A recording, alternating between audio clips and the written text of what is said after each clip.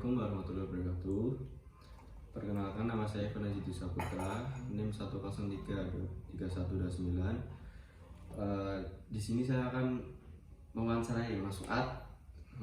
Mas Fuad ini bekerja sebagai konsultan politik di suatu lembaga. Nah, Mas Fuad, di sini saya akan mewawancarai panjenengan. Silakan. Jadi pertanyaan pertama. Habis ini kan ada pemilu, Mas. Kira-kira tahu nggak pemilu 2024 kapan digelar? Ya, pemilu 2024 itu kan pemilu apa dulu, Mas? Pemilu Pilpres. Oh, Pilpres. Pilpres ini kan Februari tanggal 14 ya, Mas? Oke, laras nih, Bu. Nah, kira-kira pemilu di tahun 2024 bakal kayak gimana sih, Mas? Bakal kayak gimana apanya ya? Bakal rame apa enggak? Wah, menurut saya ini 2024 agak unik ini, Mas. Uniknya gimana, Mas? Jadi 2024 ini biasanya kan masyarakat yang dibentur-benturkan Iya. selama ini, apalagi dua pilpres kemarin itu ada Pak Jokowi dan Pak Prabowo. Iya. Mereka menggunakan isu agama, terus isu nasionalis dan sebagainya, sampai pemilihan wakil presiden itu betul-betul menjadi kunci. Nah, yang 2024 ini asik nih. Kita pertama ada 3 calon. Iya. 3 calon dengan 3 background yang berbeda. Yang satu nasionalis religius, yang kedua Pak Prabowo itu nasionalis murni, terus yang ketiga itu ada Pak Ganjar yang nasionalis. Nah, di sini kita dihadapkan kenyataan yang berbeda, Mas. Jadi saya merasa bahwa di pemilu 2024 ini yang gontok-gontokan, kalau bahasa Jawanya itu gontok-gontokan, yang perang itu di atas. Jadi elit kita ini perang. Yang selama ini PDI belum pernah dikudeta atau dihianati bahasanya ya. Tiba-tiba dihianati oleh sebuah sosok yang dikenal dengan Pak Lurah. Terus pemilihan wakil presiden yang ada comot-comotan, yang dari wakilnya Pak Prabowo tiba-tiba jadi wakilnya Pak Anies. Terus Pak Mahfud MD yang selama ini dicekal berbagai partai politik untuk menjadi wakil presiden maupun calon presiden, tiba-tiba beliau bisa masuk ke sana.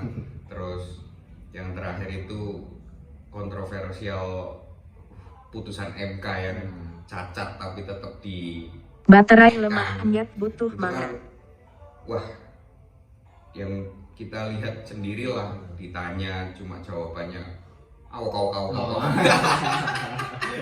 Itu mau jadi calon wakil presiden, Mas.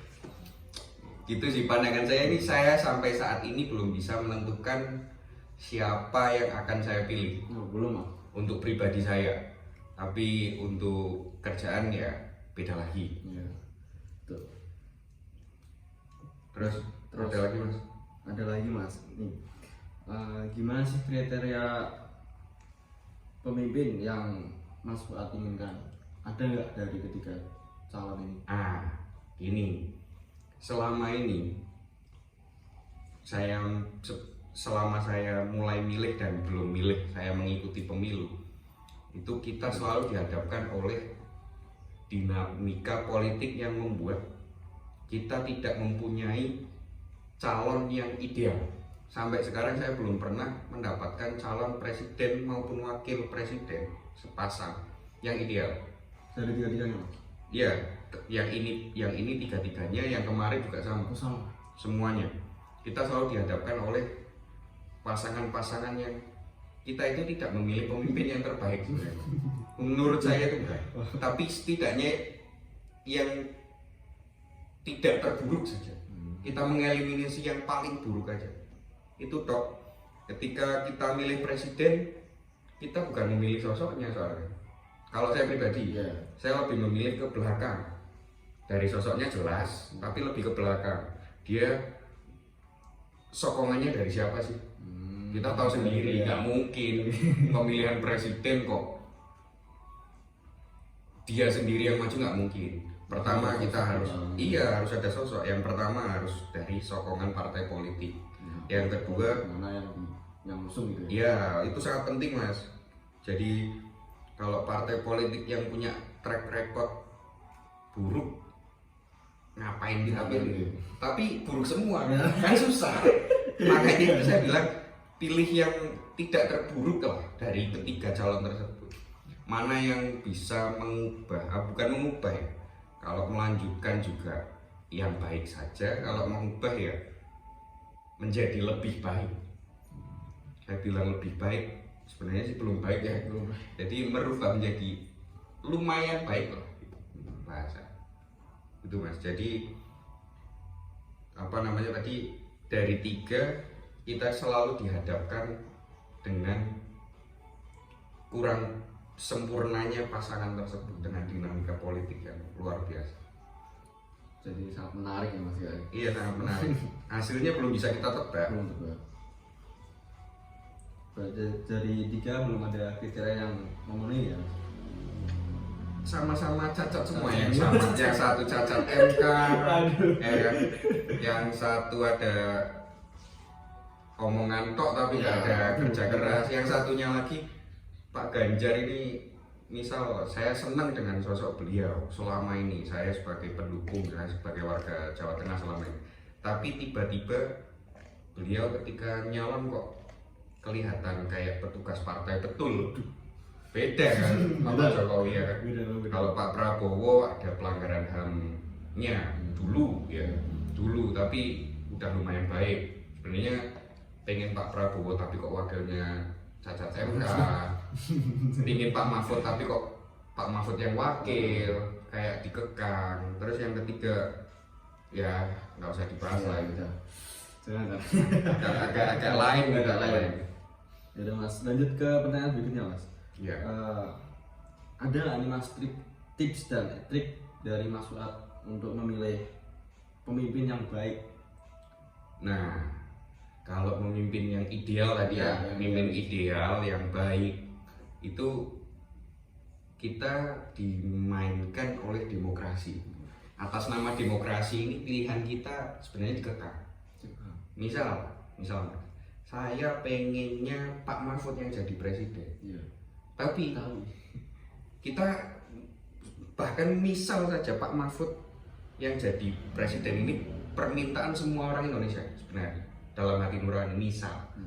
Tapi kita nggak bisa milih Pak Mahfud ini jadi presiden kan? Iya, nggak bisa. Karena persetujuan partai lah, apa itu dinamika politik yang membuat kita harus memilih yang agak baik dari yang terburuk. Ya kan? Iya. Lah gimana? Saya nggak pengen milih dari ketiga itu kok. Aku pengen milih yang dari luar itu kan nggak bisa. Nggak bisa. Kita dipilihkan hanya tiga saja itu kan. Iya. Nah yang terbaik tips and trick ya yang paling banyak cacatnya disingkirkan. Yang paling sedikit cacatnya yang dipilih. Itu toh cari yang sempurna nggak mungkin bisa. Iya. Tapi kalau kita mau golput juga, wah nanti yang mas. Jangan golput, teman-teman saya golput. Iya, apa namanya? Yang dibayar itu yang suaranya didengar. Demokrasi di kita ini juga agak asik mas. Yang saya pelajari, saya dengar, saya nikmati itu masa suara profesor sama bobotnya dengan suara tukang beca. Bukan saya merendahkan tukang beca, sama sekali tidak. Tapi gini, suara profesor yang murni tidak punya kepentingan disamakan dengan tukang becak yang tanda petik mereka dikasih 100.000, 50.000, 200.000 bakal milih calon tersebut. Sedangkan di Indonesia mentalnya masih aku sama pesenan karo kamu. Iya sih mas. Aku DPR is paketan kok mas, aku iki kabupaten iki, Jawa Tengah iki, nasional iki, DPD iki. Aku oleh 500.000 mas. Kemarin saya dorengan sama warga gitu. Waduh. Gimana? Ya yang terbaik itu ya cuma ya pilih dari hati nurani aja. Nah, Ini pertanyaan yang selanjutnya agak menjerumus nih. Ya. Mas Fuad setuju nggak sama keputusan MK yang kemarin?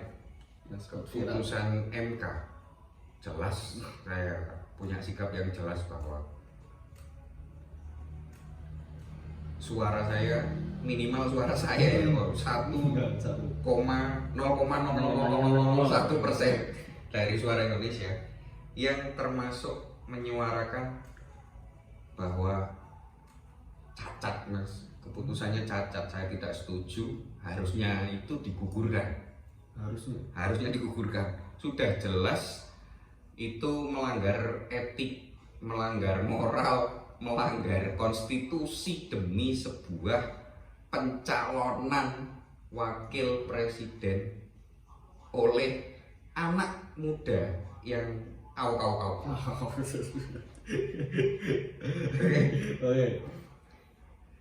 Nah, ini pertanyaan terakhir ya. Ya, Ini tentang pilihan presiden kalau yang lebih tua sama yang lebih muda, Mas Fuad milih yang mana?